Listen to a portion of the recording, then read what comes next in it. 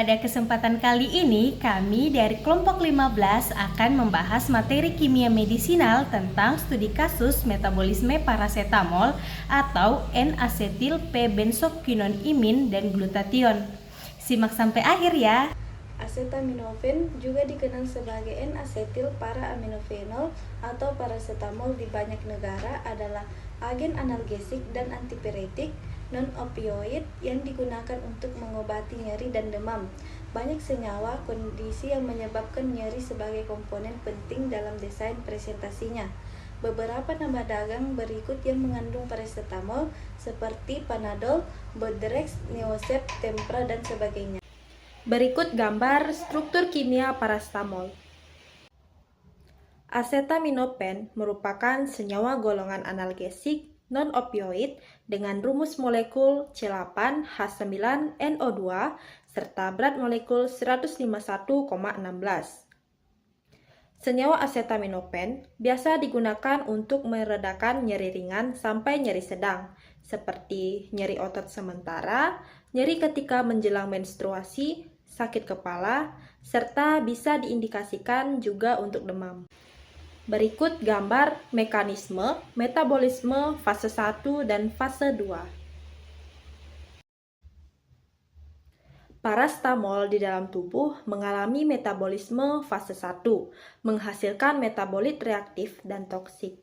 N-asetil P-benzoquinonimina atau NAPQI yang selanjutnya pada metabolisme fase 2 akan berkonjugasi dengan glutathione atau GSH menjadi turunan asam merkapturat sehingga dapat diekskresikan dari tubuh melalui urin.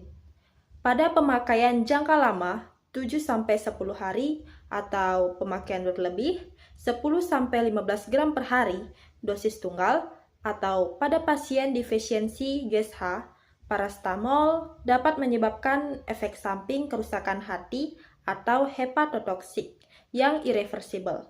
Oleh karena itu, label peringatan Food and Drug Administration atau FDA USA tertulis, "Warning, do not give to children under 3 years of age or use for more than 10 days unless directed by a physician." Yang artinya, peringatan, jangan diberikan pada anak berumur di bawah 3 tahun atau pemakaian lebih dari 10 hari, kecuali diperintahkan oleh dokter. Deaktivasi parasetamol. Reaksi metabolisme obat xenobiotik secara umum dibagi menjadi dua, yaitu reaksi fase 1 dan fase 2.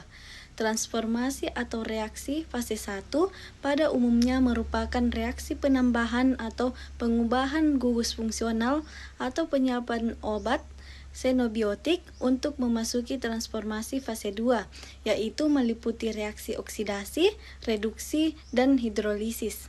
Parasetamol ini dapat digambarkan dalam gambar berikut. Deaktivasi parasetamol. Deaktivasi parasetamol terjadi melalui proses metabolisme di hati yang terutama menghasilkan metabolit tidak aktif. Pada orang dewasa, parasetamol utamanya di metabolisme menjadi O-glukuronida melalui reaksi konjugasi glukuronidasi.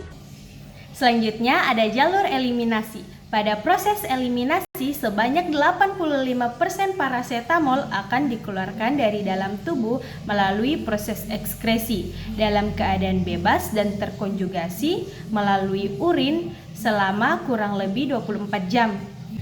Untuk parasetamol oral itu sendiri, ekskresi akan berlangsung dalam laju kecepatan sekitar 0,16 sampai 0,2 mili per menit per kilogram melalui renal.